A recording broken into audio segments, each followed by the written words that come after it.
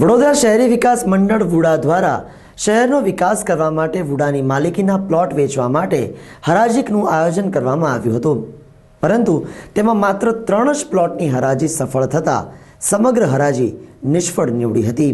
વડોદરા શહેરના વધતા વિકાસ સામે વડોદરા શહેરી વિકાસ સત્તામંડળ વુડા દ્વારા તાજેતરમાં વુડાની માલિકીના શૈક્ષણિક, રહેણાંક, કમર્શિયલ અને હોસ્પિટલ હેતુના લગભગ 69 જેટલા પ્લોટની હરાજી માટે જંત્રી પ્રમાણેની કિંમતથી ઉપરના ભાવ મંગાવવામાં આવ્યા હતા, જેમાં 1390 સ્ક્વેર ફીટથી લઈને 1 લાખ સ્ક્વેર ફીટ સુધીના પ્લોટનો સમાવેશ થતા હતા. પરંતુ આશ્ચર્યની વાત છે કે 69 પૈકી માત્ર 3 જ પ્લોટની હરાજી સફળ થઈ હતી. વુડાના ઇતિહાસમાં સૌથી મોટી હરાજી નિષ્ફળ જવા પાછળ અનેક તર્ક ચાલી રહ્યા છે. લગભગ 800 કરોડની આવકના લક્ષ્યાંક સાથે યોજવામાં આવેલ હરાજીમાં માત્ર 25% જેટલી જ સફળતા મળી હતી. જ્યારે હવે વિવિધ ટીપી સ્કીમમાં વુડાની માલિકીના પ્લોટ નહીં વેચાતા અંતે વુડા દ્વારા ફરી એકવાર ઓછા ભાવે ટેન્ડર મંગાવવાનું આયોજન કરવામાં આવ્યું છે. શું મળ્યું એ તો એમાં કોઈને ખબર ના હોય. એના રેટ સરકારે નિમેલી કમિટી નક્કી કરતી હોય છે અને એ કમિટીને પણ ફ્રી હોલ્ડ કશો જ નથી હોતો, કોઈ લીવે નહીં. એને માટેની એ ફોર્મ્યુલાઓ સરકારે નક્કી કરેલી હોય છે અને એ ફોર્મ્યુલાઓ પ્રમાણેના ભાવો જે છે એ ભાવોને તરિયાના ભાવો ગણીને એની હરાજી કરવામાં આવતી હોય છે અને એમાં અમે ઓનલાઈન બધાના ટેન્ડરો મંગાવીએ છીએ. એ જે ટેન્ડરો આવે એમાંથી મને લાગે 3 કે 4 પ્લોટ અમે વેચી શક્યા છીએ, બાકીના પ્લોટ વેચાયા નથી. છતાંય જો વડોદરા શહેર કે આજુબાજુના ગુજરાતમાં કે ગુજરાત બહારના કોઈને ઇન્ટરેસ્ટ હોય આ પ્લોટો, તો અમે ફરી એને ઓક્શન માટે મૂકવાના છીએ. હું જાહેર જનતાને વિનંતી કરું છું કે તમે ઓક્શનમાં ભાગ લો, ભાવ ભરો. તળિયાના ભાવથી ઉપરનો ભાવ હશે અને કોમ્પિટિશનમાં તમારા કરતાં બીજા કોઈના ભાવ ઊંચા નહીં હશે તો અમે જરૂરથી તમને આપીશું.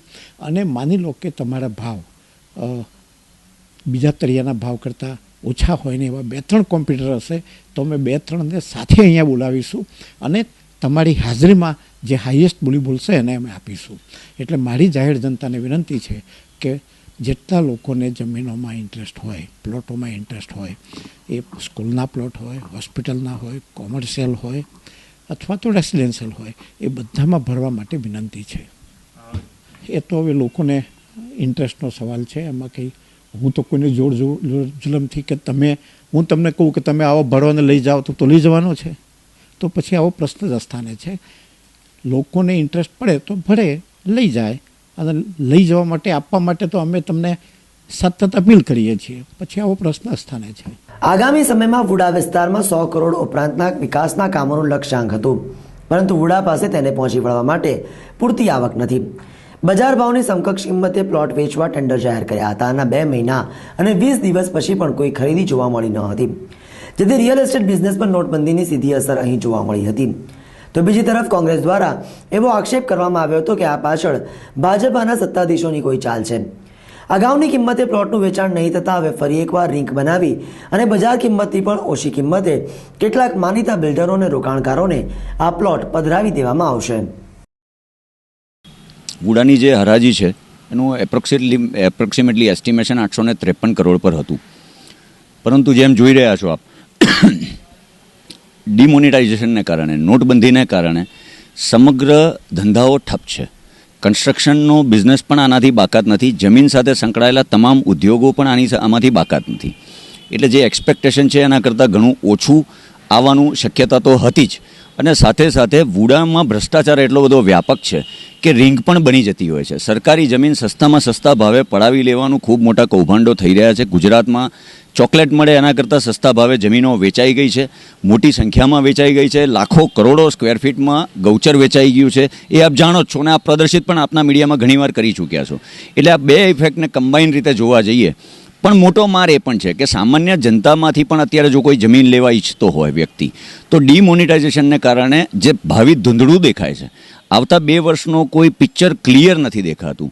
બજેટ પ્રી બજેટની આજે જ્યારે તૈયારી થઈ રહી છે ત્યારે બજેટમાં જે ખોટ ગઈ છે ડિમોનિટાઇઝેશનથી, દેશને જે ગંભીર આર્થિક ફટકો લગભગ 4,25,000 કરોડનો જે ગંભીર આર્થિક ફટકો આડકતરી રીતે યા સીધી રીતે જે થવાનો છે, એની અસરમાંથી માર્કેટ કેવી રીતે બહાર આવશે એ જ્યારે સ્પષ્ટ ના હોય ત્યારે બટ નેચરલ છે કોઈ પણ વેપારી ક્લાસનો વ્યક્તિ છે કે કોઈ પણ બિલ્ડર ક્લાસનો વ્યક્તિ છે એ જોખમ લેતા ખચકાશે. અને એનું પણ આ એક કારણ છે. ડિમોનેટાઇઝેશનની ગંભીર અસરોમાં તો આ તો ફક્ત એક શરૂઆત છે. આની ઇમ્પેક્ટ સ્વરૂપે જોવા જઈએ તો 853 કરોડ જે સરકારને મળવાના હતા, જે એસ્ટિમેટેડ મળવાના હતા, એમાં પણ આજે 400 કરોડ 300 કરોડ પર આવીને જ્યારે વેલ્યુ ઊભી રહી જાય છે, ત્યારે આ જ પૈસાથી જે વિકાસના કામો મોટા પાયે જાહેરાતો કરવામાં આવી હતી, પ્રોજેક્શન્સ કરવામાં આવ્યા હતા, એની પર પણ ગંભીર અસરો પડશે. એટલે ખૂબ તટસ્થતાથી જોવાની જરૂર છે અને આમાંથી બહાર નીકળવાના પારદર્શી રસ્તા જો વુડા નહીં વિચારે તો આ જમીનમાં આવતા વર્ષે પણ આ જ પરિસ્થિતિ થઈને ઊભી રહેશે અને એનાથી લોકોને અન્યાય થશે અને સરકારી તંત્ર ખાડે ગયેલું જ છે અને એ વધારે ખાડે જશે.